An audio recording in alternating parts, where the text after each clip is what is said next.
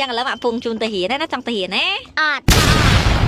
ឃើញកូនខ្ញុំសូត្រចិនសូត្រអង់គ្លេសរូហ្នឹងតិចច្រឡំថាទៅរៀនស្រួលនិយាយទៅតាមអារម្មណ៍គេដែរណាពេលខ្លះសិតតែមានអីដោះដូរមុនទៅរៀនដូចថ្ងៃនេះអញ្ចឹងបងប្អូនអើយមកដល់ហាងនេះខ្ញុំពងឆឡាយម៉ាដាម K Skin Care អត់មានទៅរៀនសោះហ្មងតែឆរ៉េរចង់ឲ្យខ្ញុំជូនទៅព្រោះពេលខ្ញុំជូនទៅហ្នឹងបានចូលម៉ាទិញនំទិញអីចឹងណាតែនៅតាមផ្លូវហ្នឹងមើលទឹកមុខទៅដឹងហើយគឺថាធូនអត់ចង់ទៅរៀនទេខ្ញុំណេះបញ្យលផងនិយាយផងកាយវិការផងកូនអើយតែរៀនទៅពេលយើងចេះហ្នឹងយើងលយហើយយើងមិនធុញទៀតទេការម៉ែនៅពីក្មេងហ្នឹងក៏អញ្ចឹងដែរឥឡូវមកដល់ឡើងទិញនំណាដារ៉េ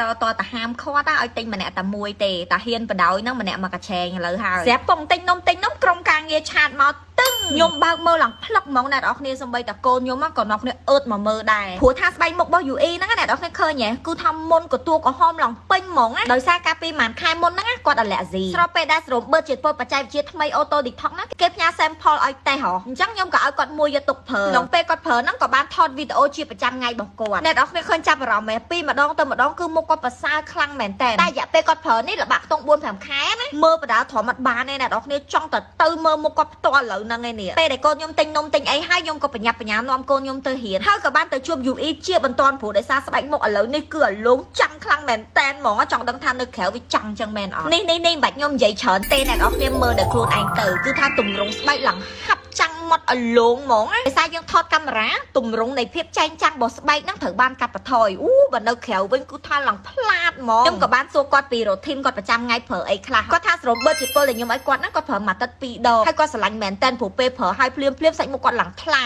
ហើយអាឡូងជាពិសេសអាគ្រាប់មុនកប់ហូរទូចរបស់គាត់ហ្នឹងគឺវាជ្រុះចេញមកតាមដៃហ្មងសម្រាប់ពេលយប់វិញគាត់លាបសេរ៉ូមជាតិទឹក Rejuvenate Moisturizer ហើយ Acne Cream កន្លែងដែលមានមុនដល់ពេលព្រឹកវិញគាត់មកលាប tester នៅហាងរាល់ថ្ងៃហ្មងគឺសេរ៉ូមជាតិទឹកជាមួយនឹង Rejuvenate Moisturizer ហើយលេការពារភ្លឺថ្ងៃសាច់លេងអញ្ចឹងបានថាទម្រង់ស្បែកមុខអ្នកដែលប្រើម៉ាដាម K គឺសមាត់អាឡូងហាប់ចាំង glowing skin glassy skin healthy skin ដូចគ្នាទាំងអស់អញ្ចឹងមិនមែនស្អាតតែសាច់មុខម្ចាស់ brand អត់ទេណា